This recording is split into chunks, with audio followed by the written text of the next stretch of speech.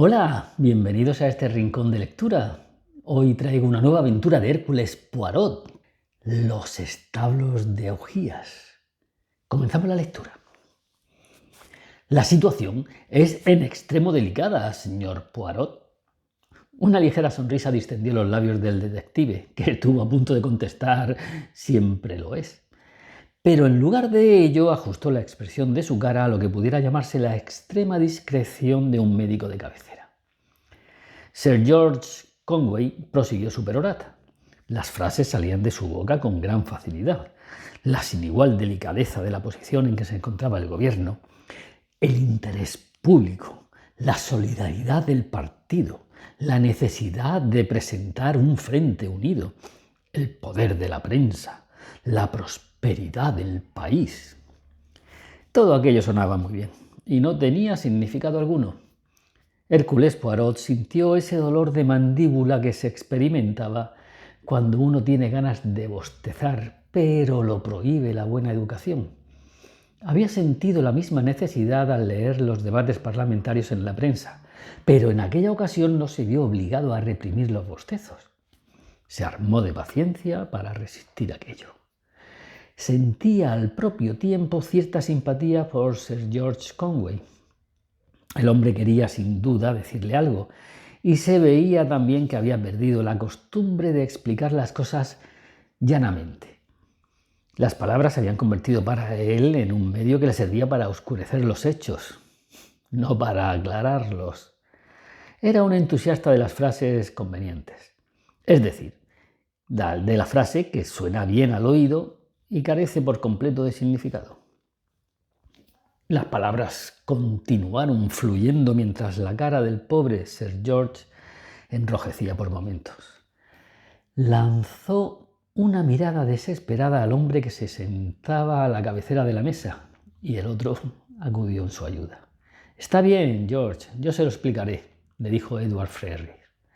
Hércules Poirot apartó su mirada del ministro de la Gobernación y la fijó en el jefe de gobierno. Sentía un intenso interés por Edward Ferrars, un interés promovido por una frase casual que oyó a un anciano de 82 años, el profesor Fergus MacLeod. Después de resolver un problema de química surgido al probar la culpabilidad de un asesino, había hablado un poco de política. Cuando se retiró el famoso y generalmente estimado John Hammett, ahora Lord Conworth, su hijo político Edward Ferrars, llamado también a formar el gobierno. Comparando su edad con la de los principales políticos, era un hombre joven, pues todavía no había llegado a los 50 años. El profesor MacLeod había dicho: «Ferrars fue uno de mis discípulos, es un hombre cabal». Y eso fue todo. Pero para Hércules Poirot representaba mucho. Si MacLeod calificaba de cabal a un hombre, era prueba de que su carácter no admitía comparación con cualquier entusiasmo popular o periodístico. A decir verdad, ello coincidía con la opinión general. Edward Ferrars estaba considerado como un hombre cabal y entero, sin más aditamiento, ni brillante ni eminente, no como un orador de particular elocuencia, ni como un hombre de vastos estudios. Era un ciudadano recto, educado en la más pura tradición, el que se casó con la hija de John Hammett, de quien, por cierto, por decirlo así, fue su mano derecha. Podía confiársele el gobierno de la nación, pues seguiría la misma política de su antecesor. En ese momento, Edward Ferrars estaba hablando, y Hércules Poirot fijó su mirada en aquel hombre sereno, de cara enigmática y voz agradable. Era delgado, moreno y tenía aspecto de estar fatigado. Continuó diciendo Edward Ferrars: «Tal vez, señor Poirot, conocerá usted un semanario titulado X-Ray News». «Le di una ojeada de vez en cuando», admitió Poirot.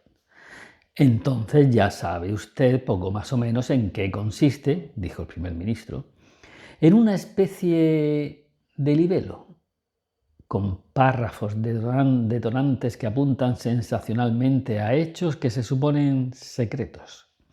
Algunos de ellos son verdaderos. otros inofensivos, mas todos servidos de forma picante. En ciertas ocasiones, ahí hizo una pausa y luego prosiguió con la voz un poco más alterada. En ciertas ocasiones hay algo más. Desde hace 2 semanas, continuó Ferrer, se viene haciendo insinuaciones sobre el inminente descubrimiento de un escándalo mayúsculo en las más altas esferas políticas. Asombrosas revelaciones de corruptelas. El detective se encogió de hombros y observó un truco vulgar. Cuando esas revelaciones salen a la luz, decepcionan generalmente a los que gustan del sensacionalismo. Y Ferrer contestó con sequedad: esta vez no quedarán decepcionados. Entonces, ¿sabe usted de qué se trata?, le preguntó nuestro detective. Poco más o menos.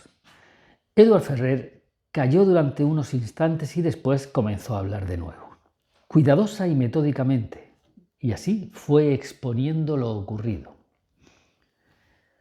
No era una historia muy edificante.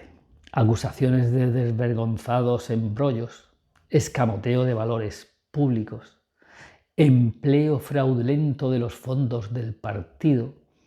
Todos esos cargos se hacían contra el último jefe de gobierno, John Hammett. Demostraban que fue un bribón redomado, que con un colosal abuso de confianza y utilizando su posición había amasado una gran fortuna personal. La voz reposada de Ferrer cayó al fin. El ministro de la Gobernación gruñó: «Es monstruoso, monstruoso. Ese Perry, el que edita el periodicucho, debería de ser fusilado». Poirot preguntó: «¿Y esas revelaciones o lo que sean van a publicarse en el X-Ray News?» «Sí». «¿Y qué medidas piensa usted adoptar contra ello?» Ferrer contestó lentamente: «Constituyen un ataque personal a John Hammett. Por lo tanto, tendrá perfecto derecho a demandar al periódico por difamación». ¿Y estará dispuesta a ello? No. Posiblemente nada agradaría más al X-Ray News. La propaganda que esto le daría sería enorme. Su defensa se basaría en que todo consiste en un comentario imparcial y que las declaraciones hechas son verdad. El asunto sería expuesto exhaustivamente a la curiosidad pública. Pero así y todo, si el caso se falla contra el periódico, los gastos serán elevadísimos. El fallo puede ser desfavorable, replicó Ferrer. ¿Y eso por qué? Porque lo que quieren publicar es pura y simplemente la verdad. Sir George lanzó un gruñido, como quejándose de una franqueza totalmente antiparlamentaria. Pero Edward, seguramente no admitiremos. La sombra de una sonrisa pasó por la cara fatigada del primer ministro. «Por desgracia, George», le dijo, «hay veces en que debe decirse la verdad desnuda, y esta es una de ellas. Ya comprenderá, señor Poirot, que esto es estrictamente confidencial. Ni una palabra». Ferrer interrumpió: «El señor Poirot lo comprende perfectamente. Lo que tal vez no haya entendido es esto. El futuro del partido está en juego. Nuestro partido se mantiene por lo que representa para el pueblo de Inglaterra, porque defiende la decencia y la honradez. Nadie nos consideró nunca políticos insignes. Nos habremos confundido y equivocado, pero siempre seguimos la tradición de hacerlo todo como mejor hemos sabido. Y además, hemos sido partidarios de la honradez estricta. El desastre que se nos viene encima consiste en que el hombre que era nuestro caudillo, el honrado hombre del pueblo por excelencia, ha resultado ser uno de los peores bribones de esta generación». Y Sir George profirió otro gruñido. «¿No se ha enterado usted de lo que pasó?», le preguntó Poirot. La sonrisa se cruzó de nuevo en aquella cansada cara. «Tal vez no me crea, señor Poirot, pero al igual que los demás, yo estaba totalmente engañado. Nunca comprendí la curiosa actitud de reserva que mi esposa guardaba respecto a su padre. Pero ahora ya lo entiendo. Ella conocía su manera de ser. Cuando la verdad comenzó a revelarse, me horroricé. No lo pude creer. Instamos la renuncia de mi suegro al cargo que ostentaba basándonos en su poca salud y nos pusimos a limpiar la porquería.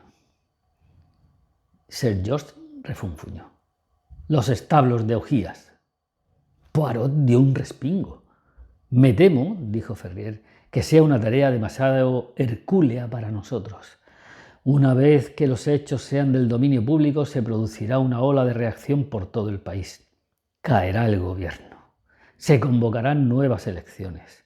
Y Eberhard y su partido volverán al poder. Ya conoce usted el problema político de Eberhard. Un incendiario. Eso es, le replicó Sir George. Eberhard es hábil, pero es temerario. Belicoso. Y carece por completo de tacto. Sus seguidores son ineptos y vacilantes. Prácticamente sería una dictadura. Hércules Poirot asintió. Tan solo con que pudiéramos mantener secreto el asunto. El primer ministro sacudió despacio la cabeza. Fue un gesto de desaliento. ¿Acaso duda de que pueda guardarse este secreto?, le preguntó Poirot. Lo he llamado, señor Poirot, contando con usted como último recurso, le dijo Ferrer. En mi opinión, este asunto es demasiado grave y lo conoce demasiada gente. Todo tal que es poco posible que se pueda ocultar. Los dos únicos medios que disponemos simple y llanamente son la fuerza o el soborno. Y no espero que prospere ninguno de ellos. El ministro de la Gobernación ha comparado nuestro problema con los establos de Augías. Se necesita, señor Poirot, la violencia de un río desbordado, el impulso desatado de las fuerzas de la naturaleza. Nada menos que un milagro. Se necesita, en resumen, un Hércules, dijo Poirot moviendo afirmativamente la cabeza con complacencia. Recuerde que me llamo Hércules. Cuando bajaba la escalera, Hércules Poirot se vio detenido por una mujer alta de cabellos rubios. Haga el favor de pasar a este saloncito, señor Poirot. El detective se inclinó ligeramente y la siguió. Ella cerró la puerta, le indicó una silla y le ofreció un cigarrillo. Luego tomó asiento frente a Poirot. «Acaba usted de ver a mi marido», dijo sosegadamente, «y le ha contado lo de mi padre». Poirot la miró con atención. Era una mujer de alta estatura, todavía hermosa, en cuya cara se reflejaba un carácter resuelto y una inteligencia muy despierta. Como esposa del primer ministro era natural que recayera sobre ella gran parte de la popularidad de su marido, pero como hija de John Hammett, su popularidad era todavía mayor. Era una esposa adicta, una madre amante, que compartía la afición de su marido por la vida campestre. Se interesaba solamente en aquellos aspectos de la vida que, por lo general, se estiman como esferas apropiadas para la actividad femenina. Vestía bien, pero nunca con ostentación. La mayor parte de su tiempo estaba dedicada a practicar la caridad en gran escala. Había inaugurado organizaciones especiales para socorrer a las esposas de los obreros sin trabajo. La nación entera se interesaba por ella y era uno de los principales medios positivos con que contaba el partido. «Debe estar usted terriblemente alarmada, señora», le dijo Poirot. «Lo estoy, y no sabe usted cuánto. Durante años estuve temiendo que ocurriera algo». «¿No tiene usted idea de lo que sucede actualmente?» «No, ni la más mínima idea. Solo sé que mi padre no ha ido... no ha ido por buen camino y no ha sido lo que todos suponían. Desde que era una niña ya me di cuenta de que era un farsante. Su voz era profunda y de tono amargo. Edward se casó conmigo y ahora lo perderá todo». Y Poirot le dijo tranquilamente: «¿Tiene usted enemigos, señora?» «¿Enemigos? No, no lo creo». «Pues yo creo que los tiene». «¿Tendrá usted valor, señora? Se prepara una gran campaña contra su marido y contra usted misma. Debe estar dispuesta a defenderse. Pero lo mío no importa, es solamente por Edward». «El uno incluye al otro, señora». Vio cómo la mujer palidecía y se inclinaba hacia adelante para preguntar: «¿Qué es lo que pretende decirme?». Percy Perry, el editor del X-Ray News, estaba sentado ante su mesa de trabajo. Era bajito y tenía cara de comadreja. Con voz suave y untuosa estaba diciendo en aquel momento: «Les vamos a sacar los trapos sucios». Estupendo, estupendo. Su segundo, un joven flaco que usaba gafas, preguntó: «¿No está usted nervioso? ¿Por si emplean métodos violentos?» «No, ellos no son de esos. No tiene suficiente carácter y si lo hicieran, no les aprovecharía de nada. Es imposible, dada la forma con que lo hemos preparado todo, tanto aquí como en el continente y en América. Deben encontrarse en un buen apuro, ¿no cree que intentarán algo?» «Sí, mandarán a alguien para que parlamente». Sonó un zumbador y Percy cogió el auricular. «¿Quién ha dicho?» «Está bien, hágalo pasar». «Han contratado a ese polizonte belga. Vendrá para llevar a cabo su parte en el programa. Querrá saber si estamos dispuestos a negociar». Hércules Poirot entró en el despacho. Iba elegantemente vestido y llevaba una camelia bermeja en el ojal. «Encantado de conocerlo, señor Poirot», le dijo Percy Perry. «¿Va usted al Royal Enclosure de Ascot?» «No, perdone, me equivoqué». «Me lisonja usted», contestó el detective. «Solo pretendo tener un buen aspecto. Eso tiene mayor importancia». Paseó la mirada por la cara del editor y su desaliñado traje.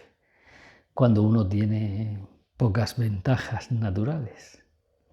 Perry le preguntó con sequedad: «¿Para qué quería verme?»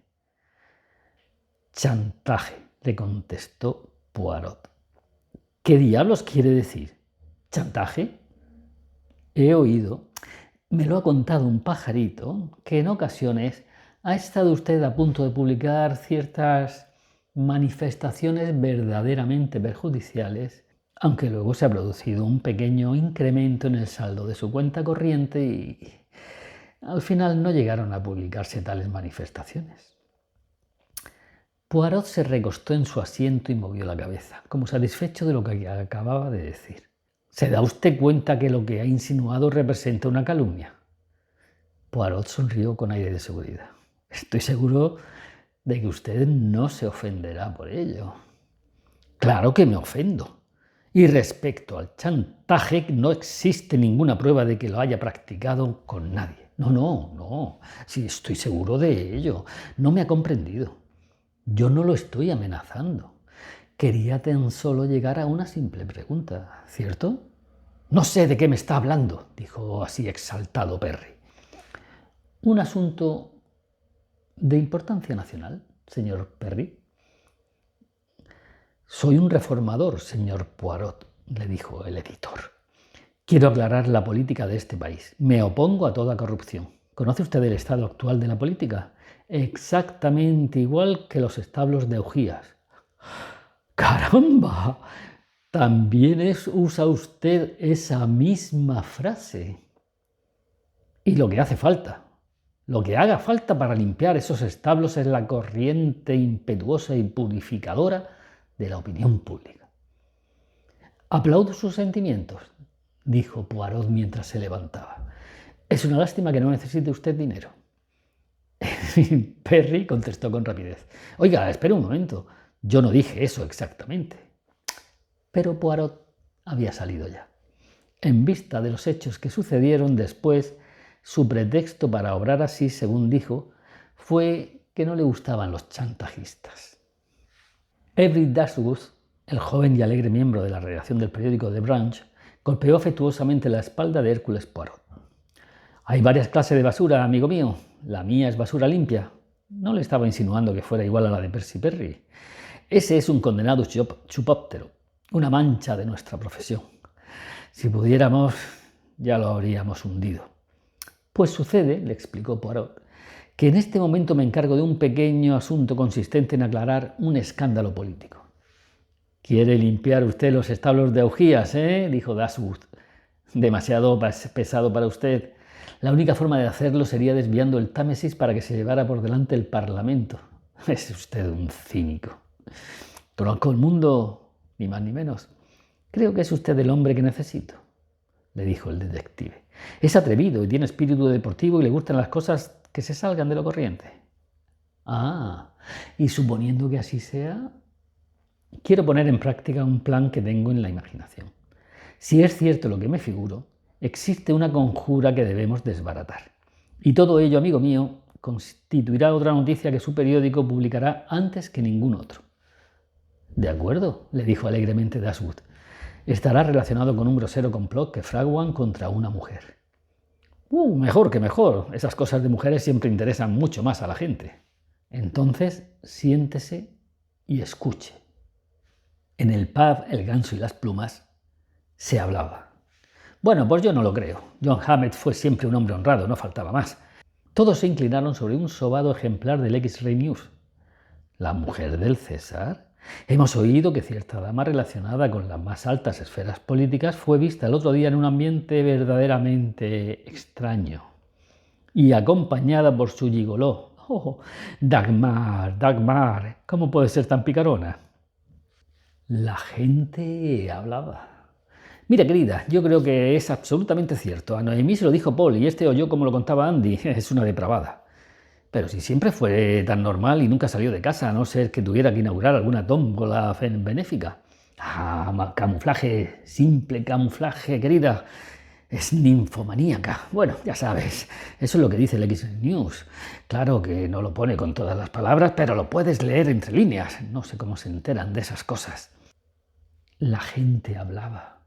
No me gusta pensar en ello, se lo aseguro, señora Roger. Pues ya ve usted, siempre pensé que la señora Ferrer era una mujer de que se sabía lo que se hacía. ¿Cree usted que todas esas atrocidades que cuentan son verdad? Como le dije antes, no me gusta pensar eso de ella. ¿Quién lo iba a imaginar? Si hace tan solo unos meses, en junio, inauguró una tómbola en Pelchester. Edward Ferrer, con cara pálida, se dirigió a Poirot. Esos ataques a mi mujer son obscenos, absolutamente obscenos. Voy a entablar una demanda contra ese vil periodicucho. Yo no se lo aconsejaría, le observó Poirot, pero convendrá conmigo en que esas condenadas mentiras deben acabar. ¿Está usted seguro de que son mentiras? ¡Maldita sea! Por supuesto que sí. Con la cabeza ligeramente ladeada, Poirot preguntó: ¿y ella? ¿Qué dice su esposa? Por un momento Ferrer pareció desconcertarse. Ella opina que lo mejor es no darse por enterados. Pero yo no puedo hacerlo. Todo el mundo habla. Sí, sí. Todo el mundo habla. Y entonces apareció la lacónica noticia en todos los periódicos. La señora Ferrer sufre una ligera depresión nerviosa y ha salido para Escocia con el fin de descansar. Conjeturas, rumores, informes fidedignos de que la señora Ferrer no estaba en Escocia, de que nunca estuvo allí. Historias escandalosas acerca del verdadero paradero de la señora Ferrer. Y la gente habló de nuevo. Te digo que Andy la vio en ese lugar tan indecente. Estaba borracha o había tomado drogas. La acompañaba Ramón, ese antipático gigolo argentino. Ya ves. Y más habladurías. La señora Ferrer se había ido al extranjero con un bailarín argentino. La habían visto en París, atiborrada de drogas. La tomaba desde hacía muchísimos años y bebía como un pez. Lentamente, la recta mente inglesa, al principio incrédula, fue tomando una actitud condenatoria contra la señora Ferrer. Al fin y al cabo, parecía como si hubiera algo de cierto en todo lo que se decía. Aquella no era la clase de mujer apropiada para ser la esposa del primer ministro. Y cuando llegaron las fotografías, la señora Ferrer en París, en un club nocturno, recostada y con un brazo posado familiarmente sobre el hombro de un joven moreno de tez oscura y aspecto depravado, y en otras circunstancias medio desnuda en una playa, con la cabeza reclinada en el hombro de aquel lagarto de salón. Y debajo de la foto, la señora Ferrer se divierte. 2 días después se presentó una demanda de difamación contra el X-Ray News. Sir Mortimer Inglewood, abogado de la corona, inició el caso por la parte demandante. El aspecto del abogado era grave y parecía poseído de una virtuosa indignación. La conjura solo era igualable al famoso caso del collar de la reina, familiar a los lectores de Alejandro Dumas, el complot imaginado para difamar a la reina María Antonieta ante los ojos del populacho. Y esa conjura había sido tramada de nuevo para desacreditar a una noble y virtuosa señora que ocupaba en el país la posición de la mujer del César. Sir Mortimer habló con amargo menosprecio de fascistas y comunistas, pues ambos trataban de mirar las democracias con toda clase de maquinaciones. Luego llamó a los testigos. El primero, el obispo de Northumbria. El doctor Henderson era una de las más conocidas figuras de la Iglesia anglicana, un hombre de gran piedad e integridad carácter. Tenía amplio criterio, era tolerante y pasaba por ser un gran predicador. Todos los que lo conocían sentían por él profundo respeto y cariño. Subió al estrado y le juró que durante las fechas mencionadas la señora de Edward Ferrer había estado en palacio, invitada por su esposa y por él.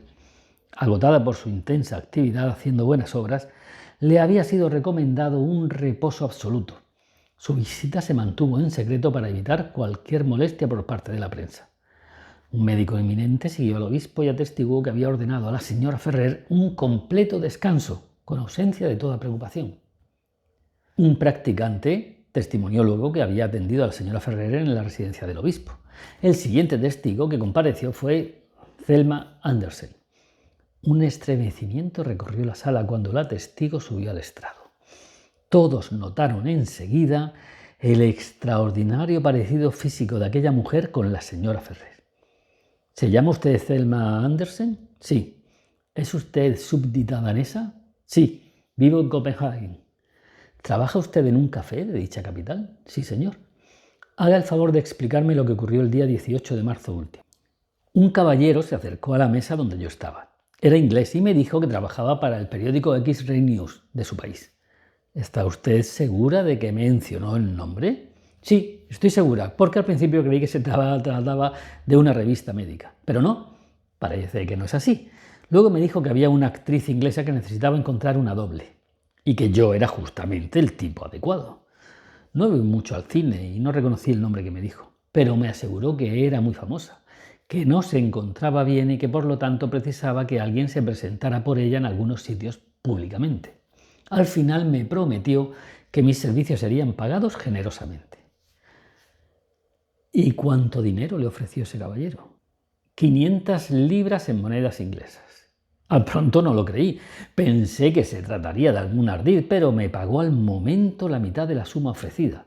Como es lógico, me apresuré a comunicar al dueño del café que dejaba mi empleo.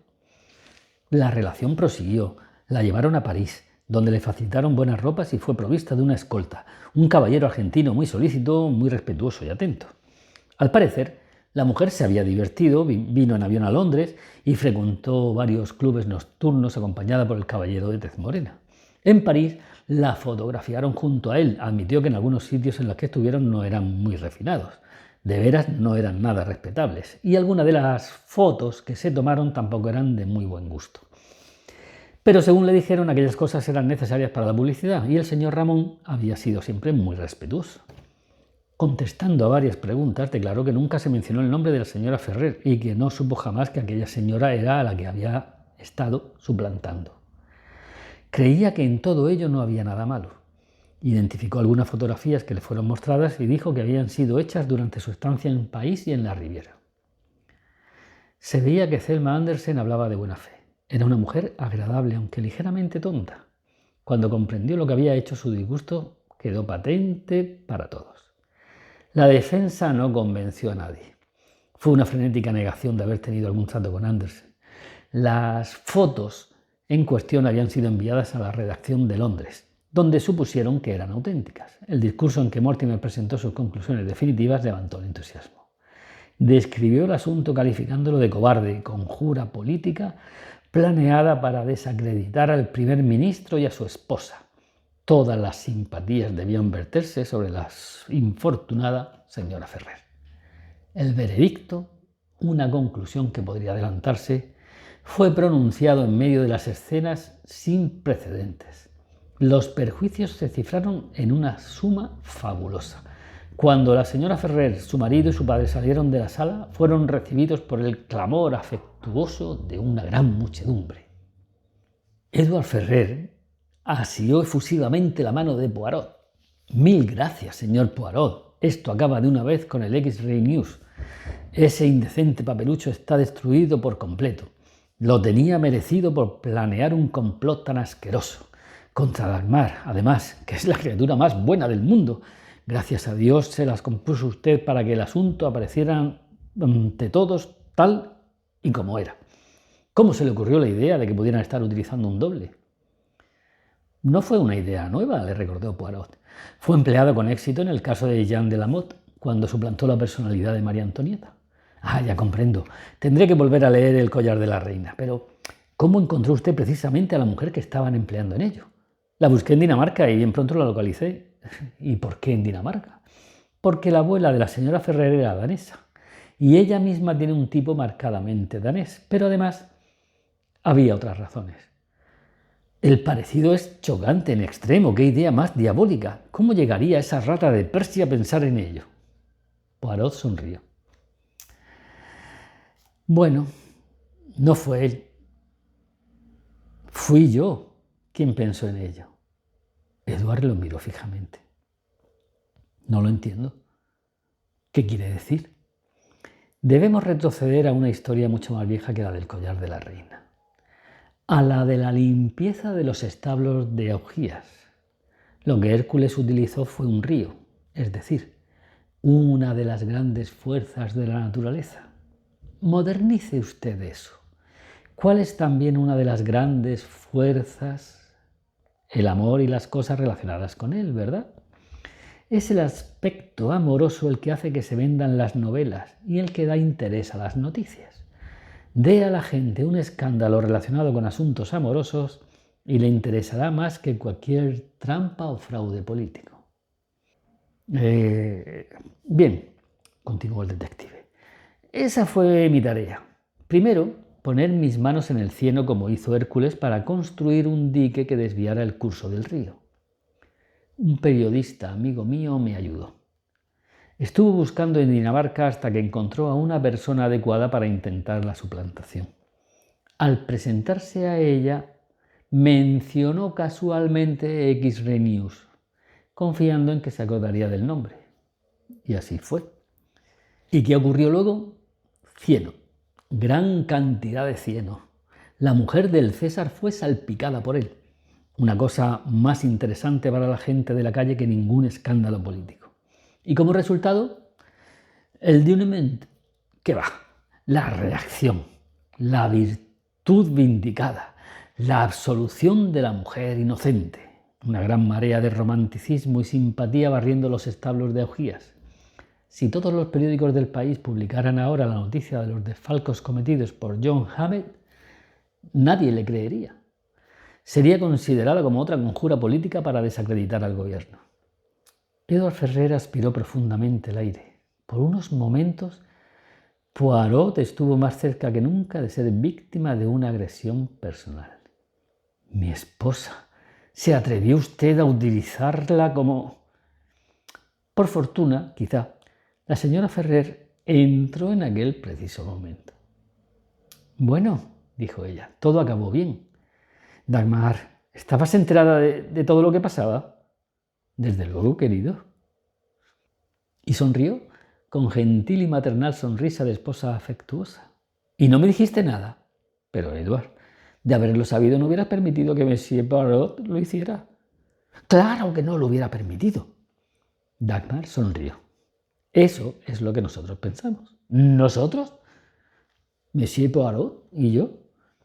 Repartió su sonrisa entre su marido y el detective y añadió: descansé muy bien los días que estuve en casa de nuestro querido obispo y ahora me encuentro llena de energías. Quieren que vaya a Liverpool el próximo mes para bautizar un nuevo buque de guerra. Creo que será conveniente ir en bien de la popularidad. Y aquí finaliza otro caso resuelto por nuestro detective Hércules Poirot, que ha limpiado de inmundicia los bajos del gobierno. Nos vemos en la próxima entrega.